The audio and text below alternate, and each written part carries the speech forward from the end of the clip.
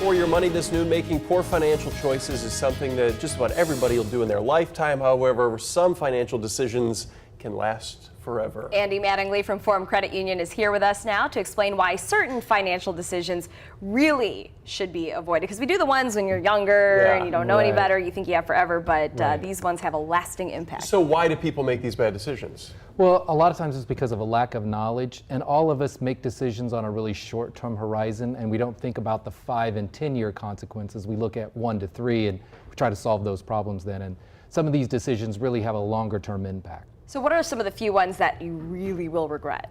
Well, it's borrowing from your 401k, not starting retirement savings early enough, bankrolling your kids for their entire life, not seeking financial advice. That's a good group of ones that are really can be regretful later on. So remind us why saving early for retirement is important, because when you start off, you might not have a lot of money, or you think, well, that's so many years away, I don't need to do it.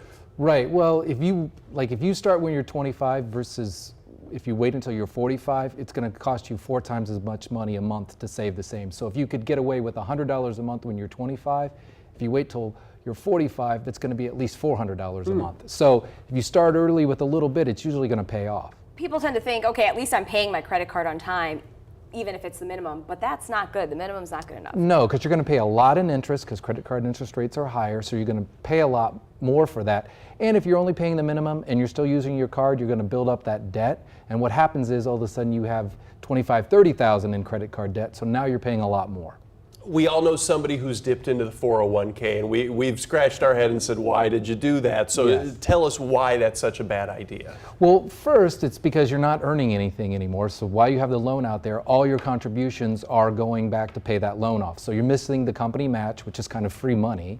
So until you get that loan paid off, you don't get that. Also, you're paying with after-tax dollars when you pay your loan back, so you lose those tax benefits. So you get hit a couple of 3 times there when you borrow from your 401k. Where do parents go wrong when they're trying to help their kids out with their money?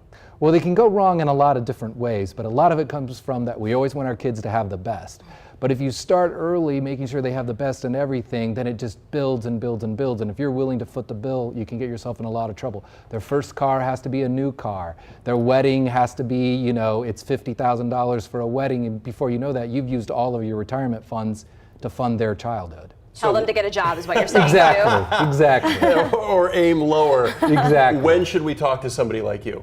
Well, anytime there's something important going on in your life, you should get advice. Investment advisors, tax accountants, anybody like that, even attorneys for estate planning. It's always important to get a lot of information so you know what the best choices are. All right. Andy, where can people find you? At forumcu.com. Thank you so much. Speaking of money, parents are going to find this one interesting because today